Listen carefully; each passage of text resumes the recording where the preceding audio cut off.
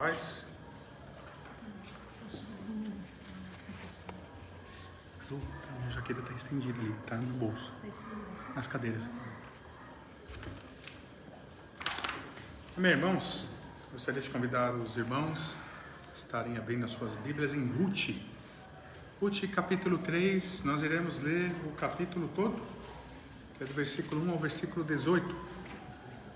Ruth, capítulo 3, do versículo 1 ao 18. Ruth fica depois de Juízes.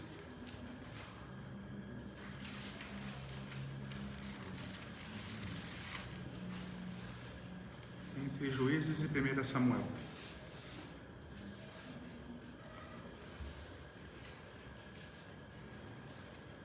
Bem, gostaria de pedir aos irmãos que puderem ficarem de pé em reverência à leitura da palavra do Senhor.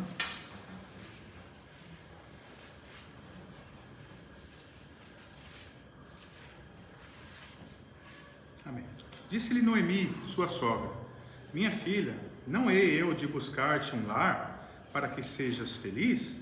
Ora, pois, não é Boaz a companhia de cujas servas estiveste, uma dos nossos parentes? Eis que esta noite alimpará a cevada na eira. Banha-te e unge-te, e põe os teus melhores vestidos, e desce a eira, porém, não te des a conhecer ao homem, até que tenha acabado de comer e beber.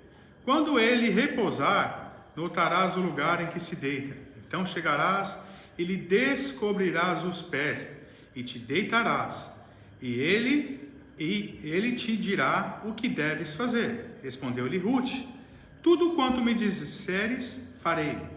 Então foi para a eira e fez conforme tudo quanto sua sogra lhe havia ordenado. Havendo, pois, Boaz comido e bebido, estando já de coração um tanto alegre, veio deitar-se ao pé de um monte de cereais. Então chegou ela de mansinho e lhe descobriu os pés e se deitou. Sucedeu que pela meia-noite, assustando-se o homem, sentou-se e eis que uma mulher estava deitada a seus pés. Disse ele: quem és tu? Ela respondeu: sou Ruth, sua serva. Estende tua capa sobre a tua serva, porque tu és resgatador. Disse ele: bendita sejas tu do Senhor, minha filha. Melhor fizestes a tua última benevolência que a primeira, pois não foste após jovens, quer pobres, quer ricos. Agora, pois, minha filha, não tenhas receio. Tudo quanto dissesses eu te farei, pois toda a cidade do meu povo sabes que és mulher virtuosa. Ora, é muito verdade que eu sou resgatador, mas ainda outro resgatador há mais chegado do que eu.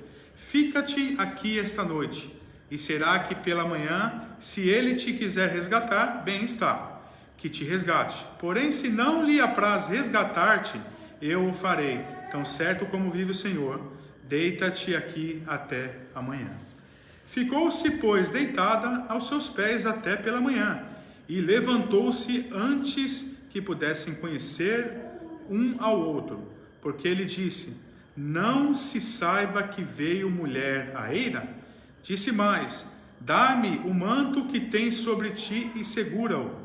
Ela o segurou, ele o encheu com 6 medidas de cevada e lhe pôs às costas. Então entrou ela na cidade. Chegando à casa de sua sogra, esta lhe disse: como se te passaram as coisas, minha filha? Ela lhe contou tudo quanto aquele homem lhe fizera, e disse ainda: estas 6 medidas de cevada ele mas deu, e me disse: não voltes para tua sogra sem nada. Então lhe disse Noemi: espera, minha filha, até que saibas em que darão as coisas, porque aquele homem não descansará enquanto não se resolver este caso ainda hoje. Senhor, graças te damos, Pai, pela tua palavra. Muito obrigado, Pai, nesse momento.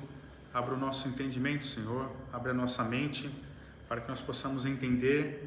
Ó Senhor, muito obrigado pelo seu evangelho, que nós temos acesso, Pai, que nós podemos estudar, que nós podemos meditar, Pai. Nos ajude nessa noite, Pai, no nome santo de Jesus que oramos e agradecemos. Amém. Os irmãos podem se assentar.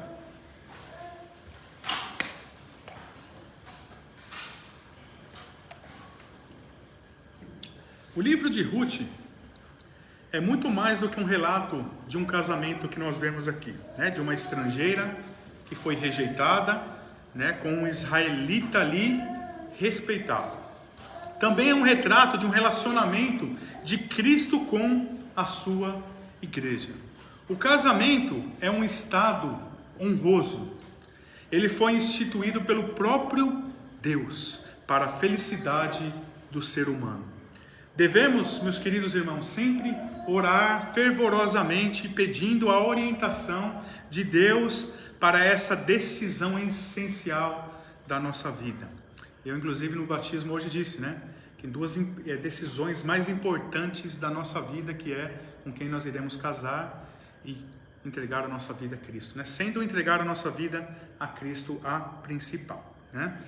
E os pais e os líderes da igreja devem também aconselhar, né, cuidadosamente os seus filhos acerca dessas decisões importantes. E aqui em questão a decisão de com quem essa pessoa deve se casar, né? Para que assim os nossos filhos sejam mais bem-sucedidos quando eles forem se casar. O casamento pode ser, meus queridos irmãos, um mar de flores, mas também pode ser um tormento. Pode ser uma coisa ruim, onde pessoas vivem, né, pelas suas vidas, pelo resto da vida ali, como se estivesse vivendo um tormento, né? E essa é uma triste realidade de muitos casais. O casamento nos nossos dias de hoje está sendo ameaçado por muitos inimigos, né, pela sociedade. A sociedade moderna, ela tem cada vez mais ali banalizado essa instituição que é divina e é instituída pelo próprio Deus. Existe hoje em dia mais apologia, eu diria, ao divórcio, né, do que o próprio casamento em si. Na verdade, eu diria que até as pessoas, elas casam já pensando em separar, né? Não é isso que muitos dizem? Não dá certo, não tem problema, né? A fila anda, né? O que as pessoas dizem lá fora. Se não dá certo, você casa com outro, né? E continua fazendo assim. E nessa ideia, tem muita gente aí que está casando já um monte de vezes e continua casando, né? Dessa forma, né? E multiplicam-se os casos de infidelidade também.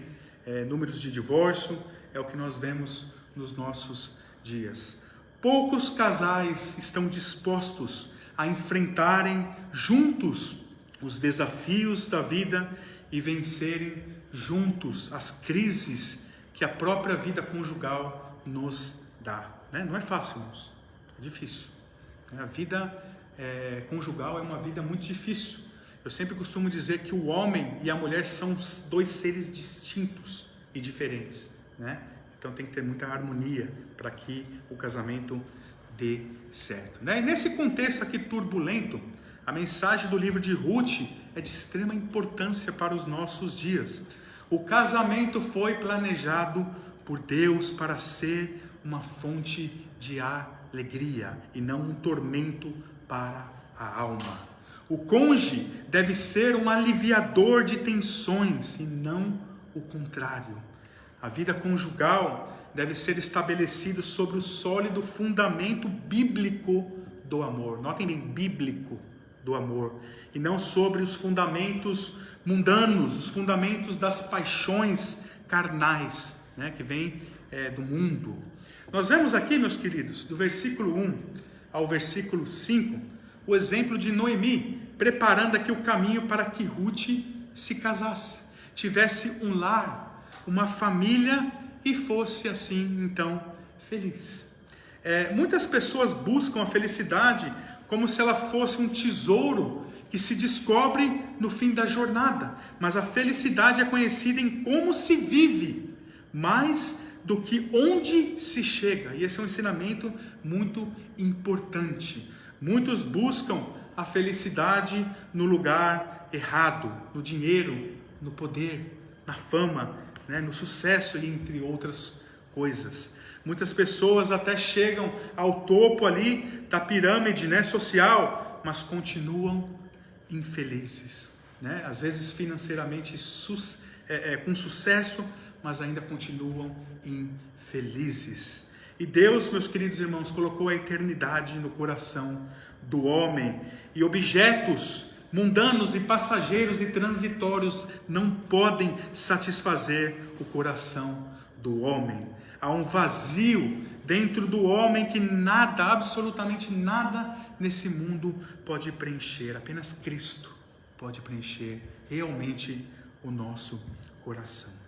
O rei Salomão, ele distorceu como ninguém o sentido do casamento e da família, né? Eu acho que todo mundo conhece a história de Salomão.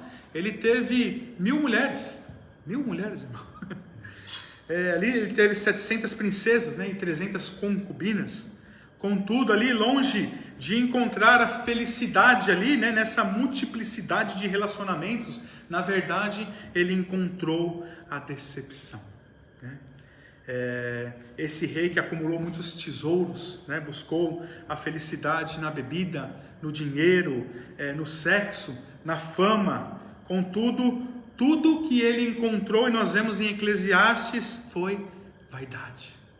Tudo que ele passou, todos os momentos bons, todas as mulheres, toda a glória que ele teve, tudo se resume em uma palavra: vaidade pura, né? Tudo foi vaidade. A palavra vaidade significa bolha de sabão. Tem colorido, mas não tem conteúdo, né? É bonita aos olhos, mas vazia de conteúdo. Esse é o significado, né? Um outro fator que nós devemos entender, que a felicidade não pode ser construída a parte da família. A sua felicidade, né, deve ser na sua família. Muitas pessoas querem a felicidade a qualquer preço. Muitos buscam construir a sua felicidade sobre os encontros da infidelidade alheia. Querem uma felicidade egoísta, uma felicidade no pecado, uma felicidade que custa às vezes o casamento e os filhos, a vida dos filhos. Essa felicidade, meus queridos irmãos, leva à destruição, dura pouco e no fim tem um sabor amargo. Quantas pessoas há que na busca de riquezas e prazeres esquecem o cônjuge e destroem as suas famílias, abandonam as suas famílias. Quantos há que traem os votos firmados no altar, quebram as promessas feitas diante de Deus e rompem com a aliança do matrimônio por diversos motivos, irmãos. Porque querem viver aventuras ou paixões, ou porque, por causa da situação financeira também, muitos relacionamentos acabam por causa da situação financeira. Querem separar. Tem gente que por causa do passado não consegue viver o presente, não conseguem liberar perdão. Tem gente que além de não perdoar as coisas do passado, também não perdoam as coisas presentes. E essas pessoas que falta de perdão estão sempre insatisfeitas com tudo e também insatisfeitas com seus casamentos. A falta de perdão, meus queridos, é terrível. É uma das coisas mais terríveis que existe, a falta de perdão. Outro motivo que é a influência das pessoas. Às vezes influências de amigos, de amigas, de parentes, que incentivam as pessoas a divorciar dos seus cônjuges. Eu sempre digo, meus queridos, nunca, jamais escutem alguém que te influencia a separar, que influencia a destruir a sua família. Jamais escute essas pessoas, né? E muitos relacionamentos hoje em dia acabam por influências de amiguinhos, amiguinhas, parentes. Cai fora disso. Sua vida é um tormento, seu casamento é um tormento. Joga a toalha, né?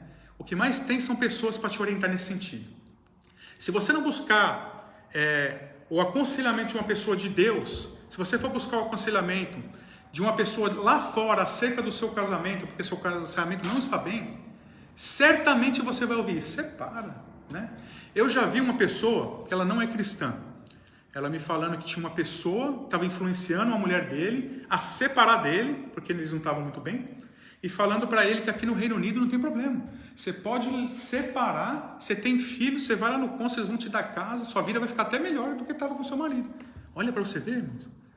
As pessoas incentivam: não, separa do seu marido mesmo, porque Que aí você vai ganhar casa do governo aqui, você vai ganhar dinheiro do governo aqui, e você vai viver tranquilo, sem seu marido te encher a paciência. Então, irmãos, se você está com um problema no seu casamento, a primeira coisa que você deve fazer é orar. E depois você busca a orientação e o aconselhamento de uma pessoa de Deus. Porque se você buscar o aconselhamento de uma pessoa lá fora, é isso que você vai escutar. Separa. E mais uma vez eu digo isso, irmãos, jamais, nunca escutem alguém que influencie você a separar da sua família e destruir a sua família. Alguns também, meus queridos, até mesmo por sexo, né? O sexo não está bom, vou separar. Isso parece algo que acontece muito nos casamentos, né? Eu costumo dizer, meus irmãos, sexo é isso aqui no casamento, não é nada. Não é nada no casamento. Tudo passa, irmãos. Eu já passei dos 40, daqui a pouco chega numa certa idade, irmãos, tudo já vai acabando, né? A beleza passa, né? O fervor passa, acabou. O que sobra? A amizade, né? E acima de tudo a comunhão com Deus. Então eu sempre falo, questão de sexo, né? Em casamento, não é motivo para separação, né? Claro que nós não devemos negligenciar essa parte também no casamento e devemos falar sobre isso. Nós estamos estudando Coríntios e é exatamente isso que o apóstolo Paulo nos orienta, que o homem e a mulher não devem se apartar sexualmente, né? Para que eles não sejam tentados por Satanás. E isso é um ensinamento que nós devemos entender. Você que é casado, né? Muitas pessoas falam, a mulher quando está chateada, vou fazer greve. Não faça isso, né? O casamento, marido, mulher, não devem se apartar sexualmente. Não é eu que estou dizendo isso, não. É o apóstolo Paulo para Coríntios. Ele diz que você deve se apartar sexualmente do seu cônjuge por um certo período para motivo de oração e santificação. E que seja por um período só. E depois voltem. Então que nós possamos seguir isso, né? E entender, meus queridos irmãos, que o sexo não é motivo para separação, né? O sexo no casamento, na verdade, é uma pequena parcela. Não é como muitos dizem, né? O sexo não está bom, vamos separar. Não pensem assim. Então existem vários motivos hoje que as pessoas separam. As pessoas separam, na verdade, por qualquer motivo, né? Nós vemos muito artistas, né, famosos que separam por qualquer coisa, né? Qualquer coisa as pessoas estão separando. E nessa corrida sem fim, pisam no cônjuge, ferem a família, esmagam emocionalmente os filhos e deixam para trás grande destruição. E assim, o pecado engana as pessoas, né? E deixa as pessoas cegas. O pecado não compensa, meus queridos irmãos. O prazer que ele oferece tem cheiro de enxofre. Assim como é impossível, biologicamente, um homem ser mulher, também é impossível, né, alguém experimentar a verdadeira felicidade no pecado. Nenhum sucesso compensa, né, o fracasso do seu lar, da sua família. Precisamos entender, as pessoas mais felizes são aquelas que entenderam que não se constrói a felicidade, né, sacrificando a sua família. Nós vemos que na Bíblia diz o rei Davi, para satisfazer o seu desejo sexual proibido com Betseba, né, afundou sua família no mar de sangue, de conspirações e mortes. Nós vemos também que Salomão, na busca da felicidade, em seus múltiplos casamentos, perdeu o seu coração e a sua fé genuína para com Deus. A verdadeira felicidade, meus queridos irmãos, deve ser construída em torno da família. É melhor ser pobre havendo harmonia no seu lar do que celebrar banquetes em contendas. A mulher virtuosa que é citado aqui, ela vale muito mais do que joias finas. Um casamento feliz é mais excelente do que qualquer dinheiro que você possa ter nesse mundo, do que qualquer fortuna. O dinheiro em si não traz felicidade, meus queridos irmãos. As pessoas mais felizes não são aquelas que mais têm. As mais felizes são aquelas que têm Cristo, que são cheias não de dinheiro, mas são cheias de Cristo. Nada se compara, meus queridos irmãos, a uma família unida, onde o amor é o alicerce e a comunhão. Os problemas que nos afligem, meus queridos, podem trazer grandes transtornos. O marido e os filhos de Noemi, que nós vemos, eles morreram prematuramente. Diferente de Abraão, que morreu ali farto de dias. Jó também viu seus filhos, os filhos dos filhos até a 4ª geração. Mas Elimeleque e seus filhos, nós vemos aqui que morreram sem deixar sequer um descendente. A morte prematura aqui traz grandes transtornos, e profundas angústias. Nós vemos Noemi agora se vê sem marido, sem filhos, sem dinheiro. Ela estava numa situação ali totalmente difícil. Parece que tudo aqui havia acabado. Contudo, do sofrimento nós vemos aqui que brotou uma luz de esperança, das cinzas da derrota levantou-se ali. Nós vemos uma grande luz no fundo do túnel. E nós vemos, meus queridos, que quando os nossos recursos acabam, quando nós perdemos o controle, nós podemos entender que Deus ainda continua no controle de todas as situações. As tragédias do passado não podem produzir grande amargura em nossa alma. Noemi partiu de Belém aqui feliz, alegre. Ela quis ser chamada, na verdade, de Mara. Ela quis trocar o seu nome, para Mara, que significa amargura. Noemi, no caso, que significa ser alegre, mas ela quis trocar o seu nome para Mara, que significa amargura. Os problemas da vida podem azedar a nossa alma, podem roubar os nossos sonhos. A felicidade, fugiu da vida de Noemi e ela começou a amargar aqui uma tristeza e sem consolo e uma dor sem cura. Irmãos, as tragédias do passado, elas podem sim afetar muito a nossa vida espiritual. Tem crente, na verdade, tem muitos crentes vivendo de passado. Pessoas que por um erro do passado se culpa por anos. E tem muitas pessoas até que levam essa culpa para o caixão. A culpa, a falta de perdão é terrível.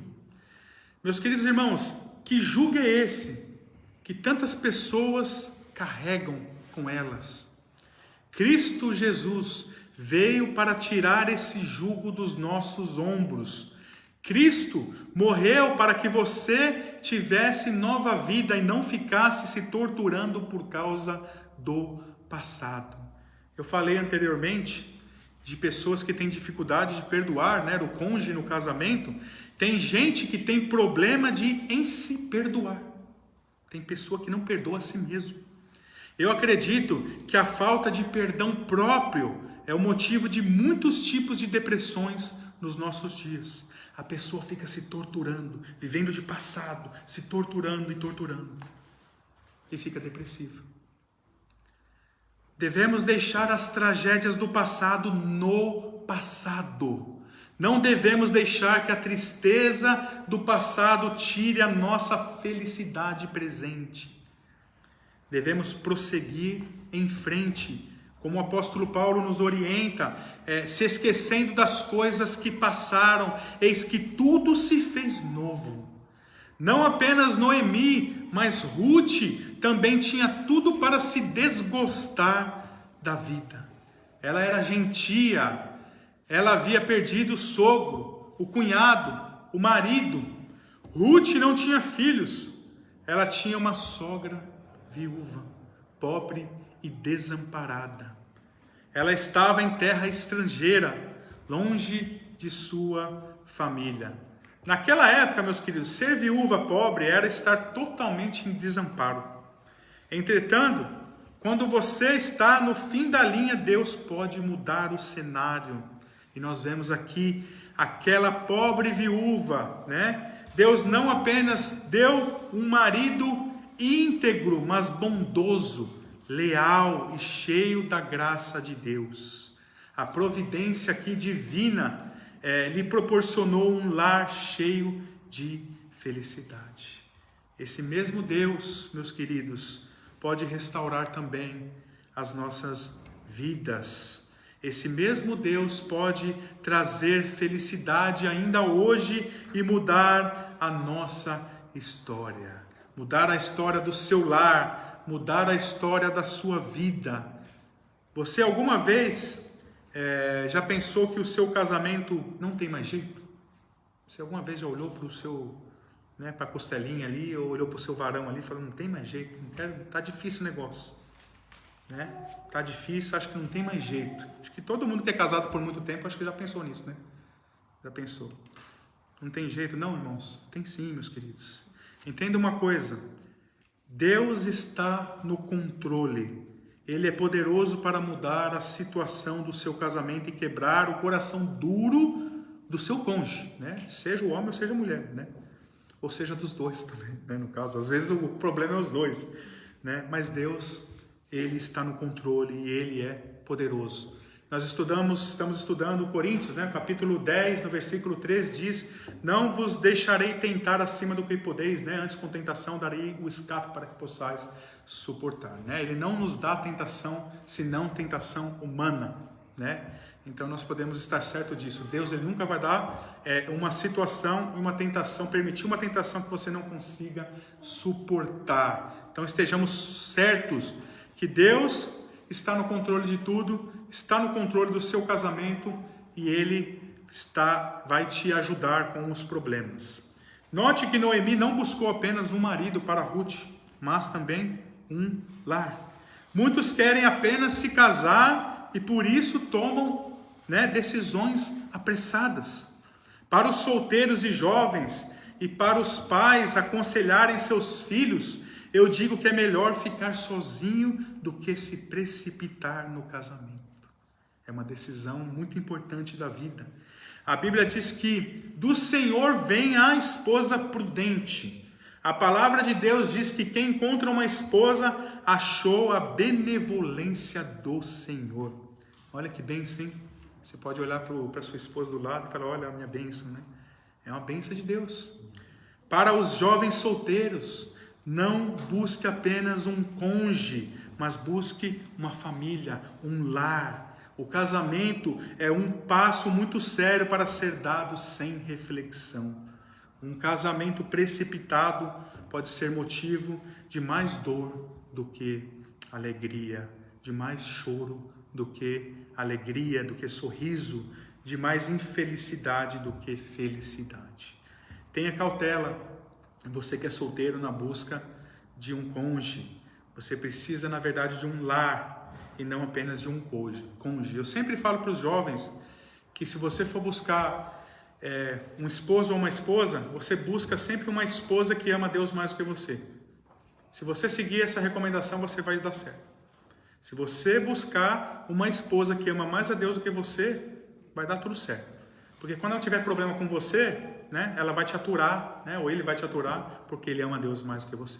Então esse é o grande segredo. Busque um homem ou uma mulher de Deus que ama mais a Deus do que você. Não tem como dar errado o casamento se a pessoa seguir dessa forma.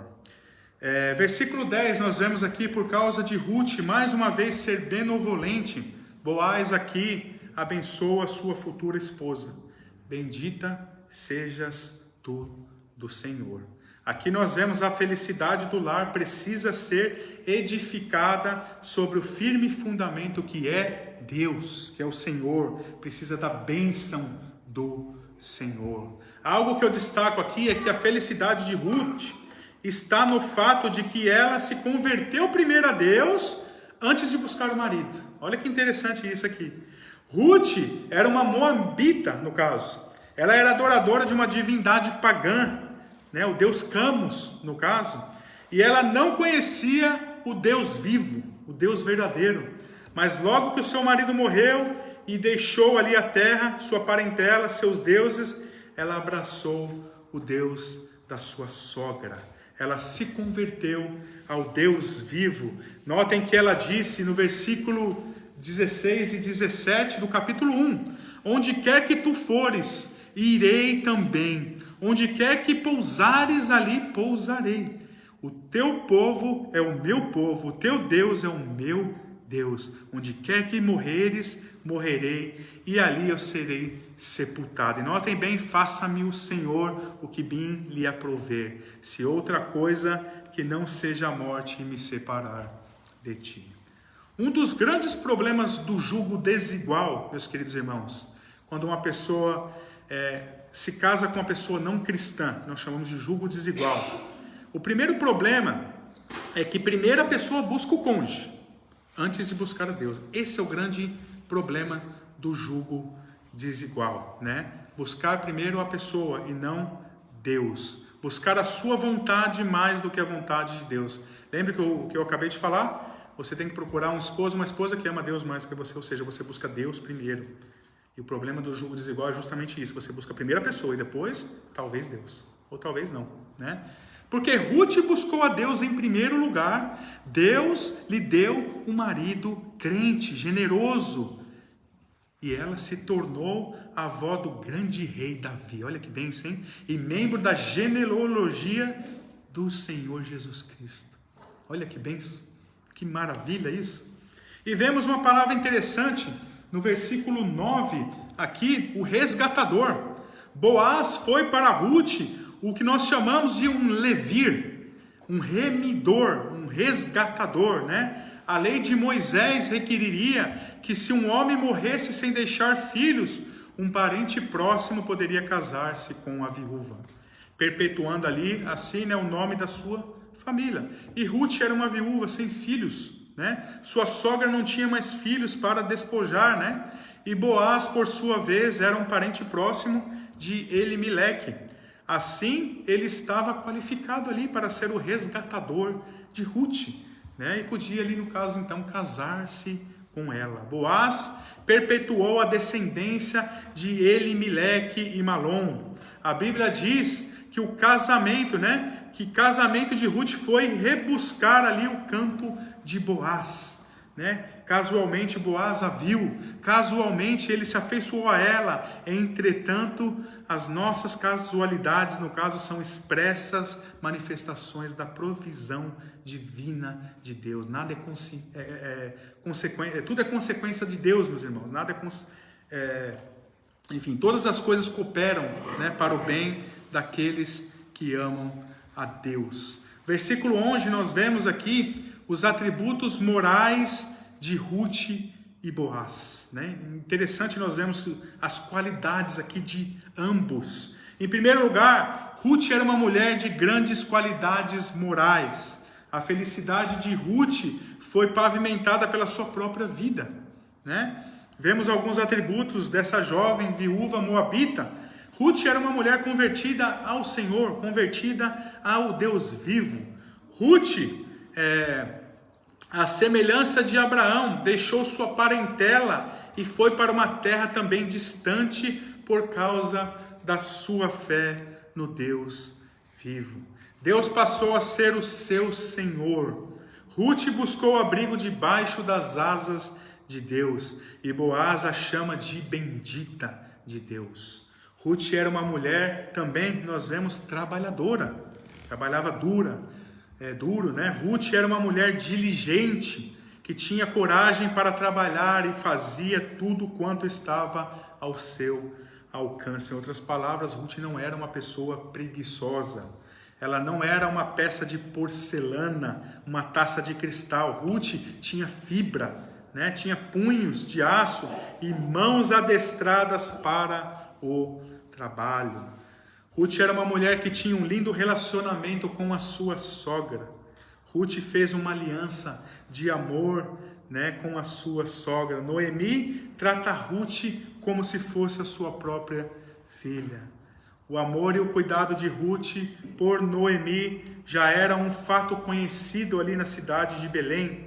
A fama, nós vemos, de Ruth a precedeu em Belém. Ruth era uma mulher leal, né? Ela não desprezou a sua sogra logo que as coisas começaram ali a melhorar para ela. As duas tinham um profundo amor uma pela outra, né? Uma coisa muito bonita que nós vemos aqui. Noemi era a conselheira de Ruth. Mesmo depois que Ruth se casou e teve um filho, olha só o que Noemi fala sobre ela no capítulo 4, no versículo 15, que diz: tua nora que te ama, ela te é melhor do que 7 filhos. Ruth era uma mulher de bom testemunho em toda a cidade. Ruth foi uma mulher que impactou toda a cidade, não pela sua beleza, né, mas pelas suas virtudes, né? Muito a se aprender aqui com Ruth, né? Sua beleza interior era mais esplêndida do que a beleza exterior. E vemos também que Boaz era um homem de grandes qualidades morais. 3 atributos de Boaz destacam-se aqui nesse contexto. Boaz era um homem íntegro, uma mulher jovem, bonita, bem vestida, perfumada, está aos seus pés à meia-noite. Se não fosse um homem íntegro aqui, teria abusado de Ruth naquela circunstância. O maior desafio da integridade é quando nenhum olho está sobre você. Nós vemos outro aqui. Boaz era um homem generoso. Boaz não permite que Ruth voltasse para sua sogra de mãos vazias. Ele é um abençoador. Ele tem seu coração cheio de generosidade. Boaz era um homem leal. Ele se afeiçoou a Ruth desde do primeiro dia ali, no caso, em que ele viu ela. Contudo, quando Ruth lhe pediu que fosse o seu resgatador, aqui é muito interessante, ele foi honesto com ela, dizendo que havia um outro ainda, né, que tinha preferência na ordem para resgatá-la. Boaz não fez nenhuma manobra e nem lançou mão de nenhum artifício para buscar seus próprios interesses. Boaz era um homem de caráter, né? Então nós vemos grandes qualidades aqui de Ruth e de Boaz. Versículo 3, versículo 4, nós vemos a felicidade do lar precisa passar pelo cuidado da beleza interior e da beleza exterior. A mulher tem essa fama, normalmente, de demorar para se arrumar. A mulher gosta de passar maquiagem, né? Ficar bonita. E na verdade não tem nada de errado. Não tem nada de errado ela querer estar arrumada. No entanto, eu não sou uma pessoa que apoia usos e costumes como forma de religião. Eu sempre falo sobre isso, né? As pessoas devem se vestir da forma como elas se sentem bem. Até na questão do batismo, né? Me perguntou como tem que vir no batismo. Muita gente fala que tem que vir de branco, tem que vir... Irmãos, eu falo claramente, você pode vir de cor de rosa, de verde, do jeito que você quiser, né? Eu não tenho problema com usos e costumes. Claro que nós devemos agir com decência, né? Com pudor, né? Quando nós vamos para a igreja, e não somente na igreja, em todos os lugares que nós estamos, né? Mas existem muitas pessoas que adotam usos e costumes na igreja, né? Dizem que você tem que se arrumar para Jesus, né? Na verdade, meus irmãos, Jesus não está nem aí com a sua aparência, né? Você fala, você tem que se arrumar aí bonito para Jesus na igreja, né? Ele não está preocupado com a sua aparência, mas com corações arrependidos, corações que adoram Ele em espírito e em verdade. Você gosta de usar o terno, se sente bem? Use o terno. Você não gosta de usar terno? Não use terno e gravata. Jesus nunca pregou usos e costumes, né? Nunca, jamais eu vi Jesus, né? Olha bem nesse contexto que Noemi manda Ruth fazer. Manda ela se arrumar para Deus? Não. Para quem que ela mandou Ruth, aqui no caso, se arrumar? Para Boaz, né? O seu futuro marido aqui, ela tem que se arrumar para o seu futuro marido. Olha bem a orientação aqui, a mulher deve se arrumar para o seu marido, né? Esse é o propósito da mulher se arrumar. Ela gasta horas ali se arrumando, né? Qual que é o propósito? Quando você está ali se arrumando, não, vou para a igreja, 3 horas se arrumando. Por que você está se arrumando? O que passa na sua cabeça? Ah, vou sair, vou numa festa.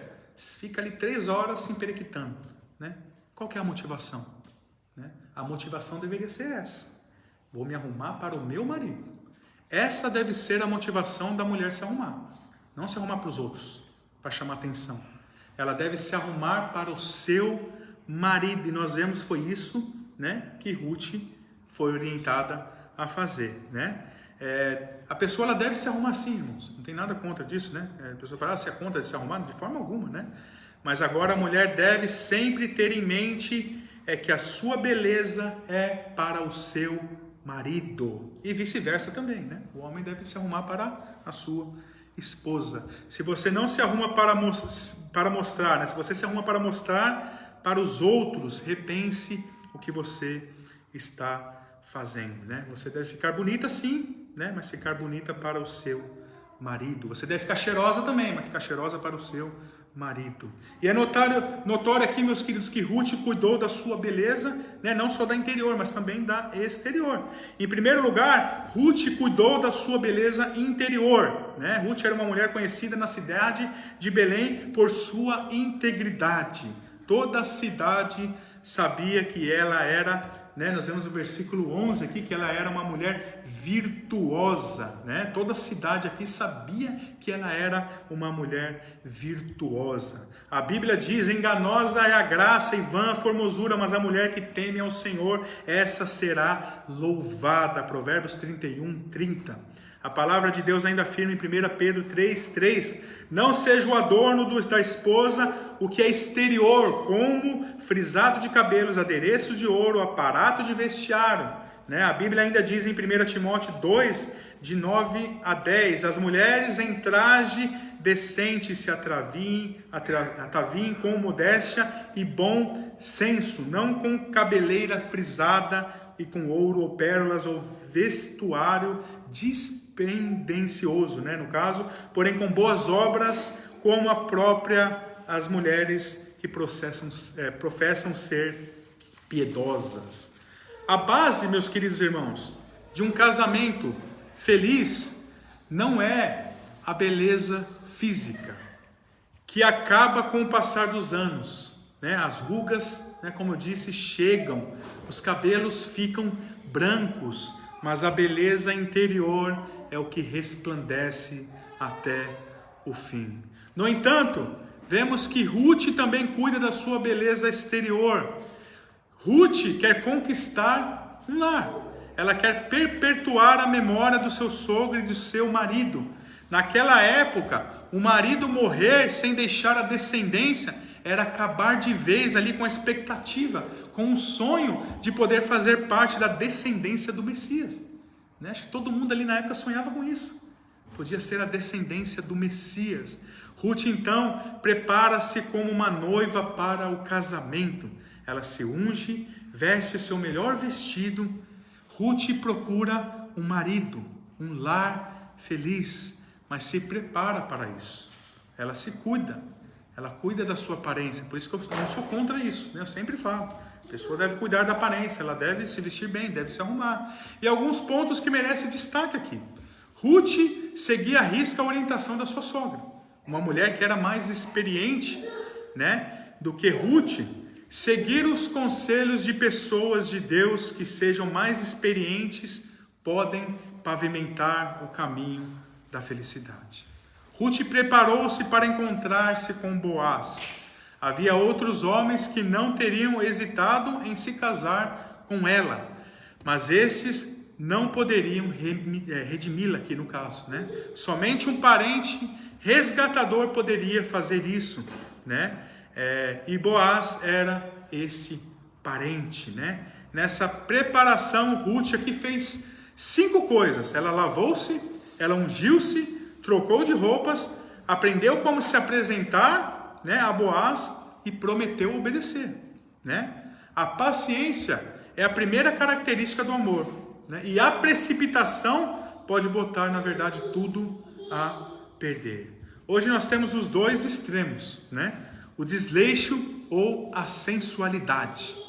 A sensualidade não pode tomar o lugar da beleza, né, da pureza né, da pessoa, da mulher. Note bem aqui, Ruth deita-se aos pés de Boaz e não no colo dele. Ruth é ousada na sua abordagem, mas recatada em seus gestos, né? Ela não espera o milagre de um casamento assentada em sua casa. Ela vai na direção de Boaz. Ela toma a iniciativa. Entretanto, Ruth não se joga sobre Boaz, deitando em seu colo. Ela se deita aos seus pés. Ela não seduz Boaz com os seus dotes físicos, mas ela conquista o seu coração pelas suas virtudes morais. É assim que uma mulher de Deus deve agir. Ruth é específica e elegante aqui no seu pedido de casamento, que nós vemos no versículo 9, no caso. Ela pede, na verdade, né, a Boaz que estenda sua capa sobre ela.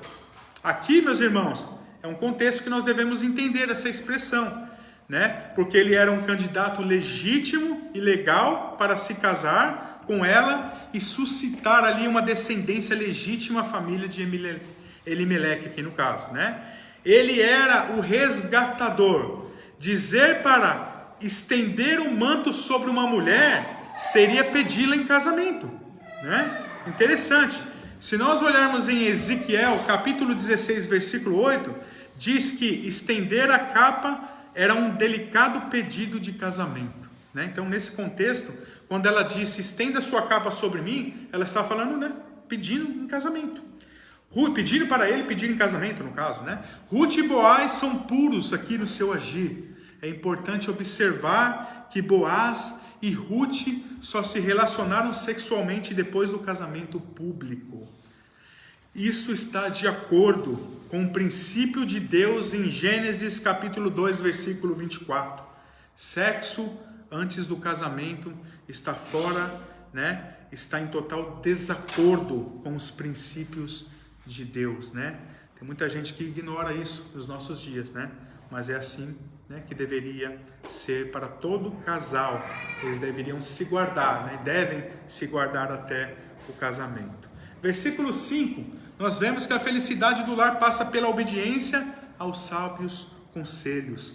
A felicidade passa pelos conselhos, né, das pessoas de Deus. Noemi torna-se conselheira de Ruth e Ruth a sua discípula.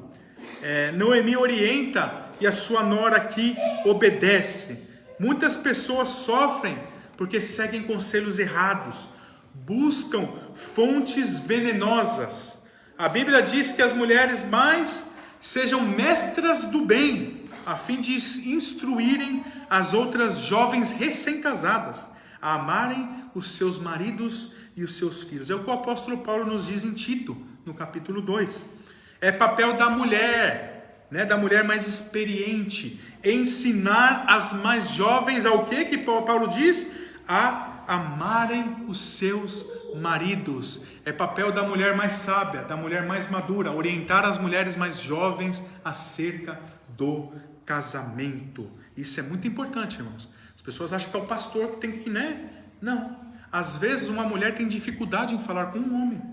E aí, é no caso aqui, por isso que o apóstolo Paulo diz, a mulher mais experiente pode conversar com uma mulher que no casamento está passando um problema.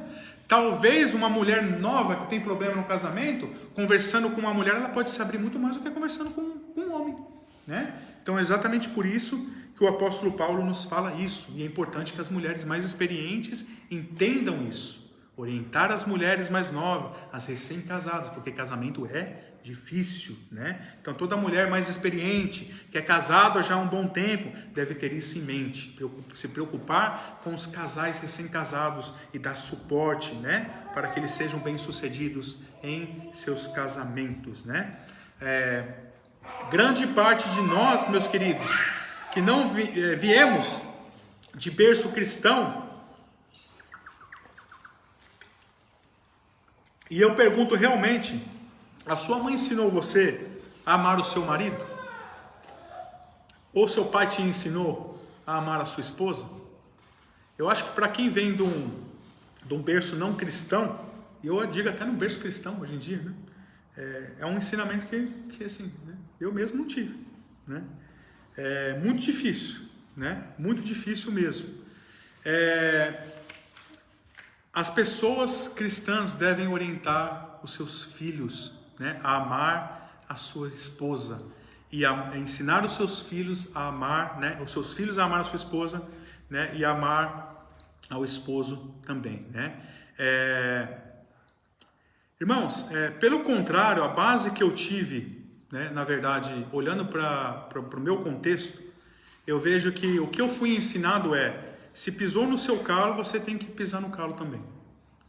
Isso é o que eu vi, na verdade, a minha vida inteira, né? Um exemplo, né, na minha casa que eu vi, de brigas, né?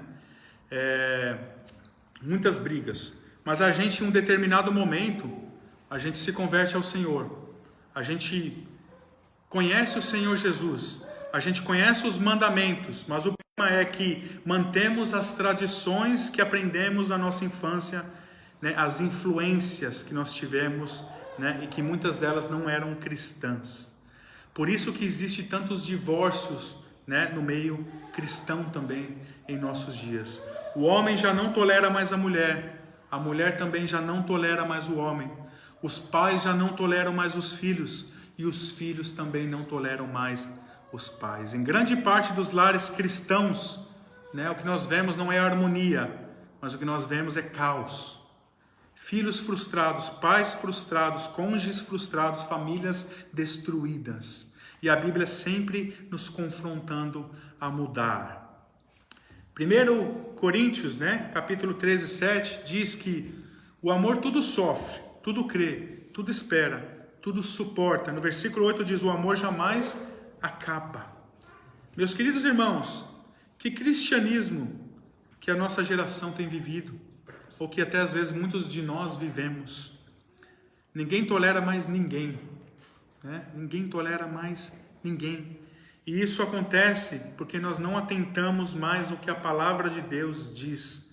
Não amamos como a Bíblia nos orienta a amarmos, né? Não toleramos como a Bíblia nos instrui que nós devemos. Não temos a paciência que a Bíblia nos ensina que nós deveríamos ter. Notem bem o que eu vou dizer agora. Nós não amamos a Deus como a Bíblia diz que nós devemos amar. De todo o nosso coração, de todo o nosso entendimento. Como que nós vamos amar, né, às vezes, o cônjuge, os filhos, as pessoas? O princípio que nós devemos ter em mente aqui é de amar primeiramente o Senhor. Por que isso é importante, meus queridos? Porque quando nós amamos o Senhor em primeiro lugar, nós nos atentamos à palavra. E nós vamos querer seguir a palavra. Se nós contextualizarmos isso num contexto de matrimônio, de marido e de mulher, a Bíblia diz que o homem deve amar a sua mulher ao ponto de dar a sua vida por ela. E a mulher deve ser submissa ao seu marido. Eu sempre digo que o grande problema da maioria dos casamentos é por não seguirem a palavra de Deus. Por não amarem a Deus acima de todas as coisas. Com todo o seu entendimento. Porque se nós fizermos isso, o problema do casamento está resolvido. Eu sempre ensino os meus filhos, né? Eu também sou um ser humano normal, que brigo também, né? Tenho meus problemas, até no meu casamento. E eu sempre oriento até as minhas filhas. Se o papai e a mamãe brigou, quem que está errado? Quem que está certo? Elas já têm a resposta. Cristo está certo. É isso que eu tenho ensinado para elas. E se um dia o papai e a mamãe brigar, os dois estiverem errados, quem, né? Ela vai ter isso em mente, né? A Bíblia está certa. Eu sempre falo para elas, você tem que respeitar o seu pai e sua mãe, mas se seu papai e sua mamãe estiver errado, não sigam isso. Esteja sempre do lado da Bíblia, né? Respeite seu pai, honre seu pai e sua mãe. Mas se o papai e a mamãe estiverem errados, né? Você tem que seguir o que é bíblico. E aí que está a grande questão de nós ensinarmos nossos filhos a Bíblia, né? Ler a Bíblia, conhecer a palavra. Porque quando seu pai e sua mãe falharem, eles vão falhar. Porque eles são falhos, nós somos falhos. O seu filho vai estar preparado para entender, ó, aquilo que o papai e a mamãe fez é errado. Agora, uma coisa importante também, irmãos, que nós devemos entender, quando você erra, e muita gente fala, eu não devo pedir desculpa para o meu filho, ou para a minha filha, porque eu sou, né, o líder, né, eu sou o pai, eu sou a mãe. Estamos enganados. Devemos pedir perdão para os nossos filhos também. Devemos. Porque se nós falhamos, erramos e não pedimos perdão para os nossos filhos, nós estamos dando mau exemplo. E sabe o que acontece futuramente? Eles vão crescer e vão fazer a mesma coisa e não vão pedir perdão para ninguém. Eu posso fazer, meu pai e minha mãe faziam, não pedia perdão. Então eu vou fazer igualzinho. E o problema disso, irmãos, que pode voltar isso para você depois. Porque você não pedia perdão para eles, depois você vai brigar com eles. É por isso que tem tantos filhos que não olham na cara dos pais. Porque cresceram assim. Meu pai e minha mãe não pediam perdão, nunca deu satisfação, nunca nada. Então eu vou fazer o mesmo e virar a cara para meu pai e para minha mãe. Tem muitos pais e filhos que não se falam. Isso no meio cristão. Então nós devemos entender também. Devemos liberar perdão. Esse é um princípio, irmãos, que eu já falei aqui, né, anteriormente. Devemos liberar perdão. Esse é um princípio que a Bíblia fala que se nós não liberarmos perdão, nós não seremos perdoados. Eu vou até mais além, irmãos. Se nós temos problema no nosso casamento, com os nossos filhos ou com qualquer pessoa que seja, e nós não liberamos perdão, se você está aqui, esse é uma situação que acontece na sua vida, você não deveria nem tomar ceia. Não deveria tomar ceia. Eu sempre falo isso. Eu briguei com o marido, briguei com a mulher. Vou tomar ceia? Tomo. Mas ali no momento você vai decidir. Eu tenho que pedir perdão. Se você não decidiu no seu coração em pedir perdão, não vá tomar ceia. Porque você está tomando a ceia para o seu juízo, para a condenação. Então nós devemos entender, irmãos, e sermos sensatos, né, no que nós fazemos, dar bom exemplo e buscar o perdão. Eu sempre falo que quando não há perdão, e essa situação se prolonga por um determinado tempo, vão acontecendo várias coisas, porque o coração vai se endurecendo. E aí, seja o homem ou seja a mulher, não libera perdão um dia, não libera perdão uma semana, um mês, 2 meses. Sabe o que vai acontecendo? Vai só piorando o negócio. Só piorando. Aí começam as ofensas, e aí chega num ponto que até a separação acontece. Traição, né? E não tem que ser assim, né? Agora o segredo de tudo isso, irmãos, nós vemos aqui Ruth se converteu ao Senhor, né? Esse é o grande passo que nós devemos ter. E talvez a conclusão que eu falo aqui, terminando isso, é que nós devemos realmente amar a Deus em primeiro lugar, devemos amar os seus mandamentos, devemos aplicar isso para as nossas vidas, para que nós venhamos a ter harmonia nos nossos lares, ter harmonia com os nossos filhos.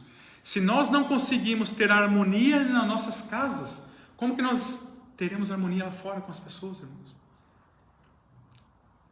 Lute sempre pelo seu casamento. O teólogo William Cowper, que ele compôs grandes hinos maravilhosos na língua inglesa, ele disse que algo muito interessante, que por detrás de toda providência carrancuda esconda-se uma face sorridente. Em outras palavras, eu citaria o Salmo 35, que o choro pode durar uma noite, mas a alegria vem pelo amanhã, pelo amanhecer. Você pode passar por situações difíceis, ou você pode estar enfrentando situação difícil no seu casamento. O segredo, meus irmãos, é o que eu disse aqui. Quem está certo, o homem ou a mulher? Nenhum dos dois. A Bíblia está certa. Para o cristão, nem o homem nem a mulher está certo. A Bíblia está certa. E os dois devem estar no mesmo sentido. Há um grande desajuste quando um não está. Ou quando os dois não estão, aí pior ainda. Mas e aí? O meu esposo não quer seguir as coisas da Bíblia. E eu quero. O que vai acontecer? Vai ter desajuste? Vai. Vai ser difícil? Vai. Mas você vai separar? Não separa, você vai prosseguir. Você vai sempre prosseguir. Eu sempre falo, irmão, separação não é uma opção para o cristão. Nunca abandone o seu casamento. Nunca pense em separar do seu cônjuge. Sempre lute pelo seu casamento. Irmãos, eu vou finalizar já, mas esse é um assunto muito importante que nós devemos aprender. Eu já passei por diversos aconselhamentos pastorais, encontros de casais, né? Encontro de casal eu ia em todos, né? E a gente até cobrava os pastores, não vai ter encontro de casal, não vai ter encontro de casal. É a coisa que o evangélico hoje adora, né? Aconselhamento. Irmãos, eu confesso para os irmãos, todos os meus aconselhamentos pastorais foram inúteis. Todos os encontros que eu fui de casamento foram inúteis. E eu vejo uma lição disso tudo. Eu ia num aconselhamento pastoral com a minha esposa, o pastor estava mais interessado em saber da nossa vida do que pastorear a gente biblicamente. E esse está o grande problema. Queria saber quanto você ganha, quanto isso, quanto aquilo, e no final das contas nada mudava. Era mais bater um papo ali, conversar e ficar sabendo o que está acontecendo na sua vida. Esses encontros de casal, irmãos, para mim, vocês me desculpem a minha sinceridade, é a maior baboseira que existe. Vocês vão lá, vamos organizar um evento aqui de casais, vamos colocar bombom, o marido vai dar bombom, vai dar flor para a mulher, e ali eles criam todo um cenário de que o homem é um príncipe encantado. E ele não é um príncipe encantado. Não é.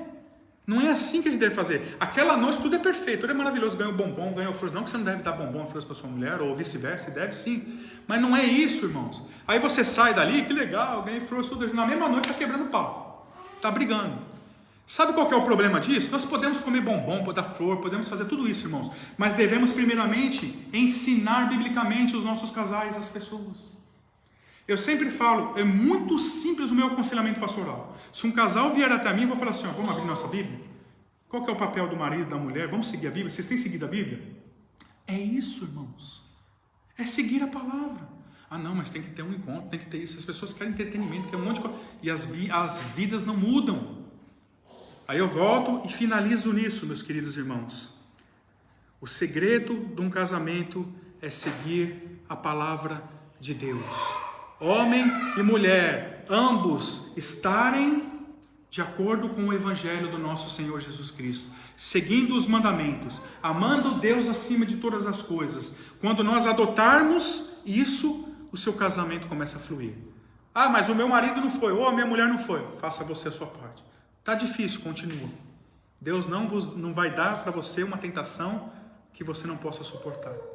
E até nisso, se a situação está difícil, você tem a oportunidade de orar pelo seu cônjuge. Orar pela pessoa.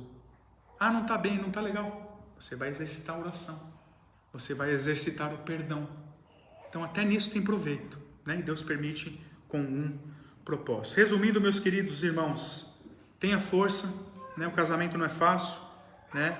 Deus vai te dar força. E eu termino dizendo, nunca, jamais desista do seu casamento. Nunca, jamais desista da sua família. Amém? Vamos orar, meus queridos. Senhor, graças te damos, Pai. Te louvamos, te bendizemos, porque tua palavra, Senhor, é maravilhosa, Pai. Nós somos falhos, Pai. Nós erramos. Nós muitas vezes não temos discernimento. Muitas vezes ficamos zangados, Pai. Muitas vezes não te ouvimos, Pai. E esse é o grande problema de tudo, Pai. Contextualizando, Senhor, no lar, Pai. Quando o homem não escuta o Senhor, quando a mulher não escuta o Senhor, quando os filhos não escutam mais o Senhor, nós vemos que as coisas começam a dar errado, Pai. Que nós possamos nessa noite, Pai, com a Tua ajuda, Senhor, abrir os nossos corações para o Teu Evangelho, abrir os nossos corações para o perdão, abrir os nossos corações, Pai, para amar os nossos cônjuges e os nossos filhos. Ó Senhor, nos ajude, fundamenta a nossa família, Pai. Ó Senhor, cuida dos nossos filhos, cuida dos nossos cônjuges, Senhor. Abençoe as nossas famílias, Pai. E tem misericórdia de nós, Pai. Nos ajude a cada dia, Pai, a glorificar o Seu nome no nosso casamento, Pai, com as nossas atitudes. Nos ensina, Pai, a ensinarmos os nossos filhos o Teu caminho maravilhoso, Pai. Como hoje nós tivemos batismo, Senhor, que nós possamos, Pai, também ver os nossos filhos batizando, entregando as vidas deles, Senhor, a Ti. E que os nossos filhos possam ser, Senhor, luz para esse mundo, Pai. Que eles possam ser os futuros evangelistas, Pai, pastores, mulheres de Deus, Pai, que fazem a Tua obra, Pai.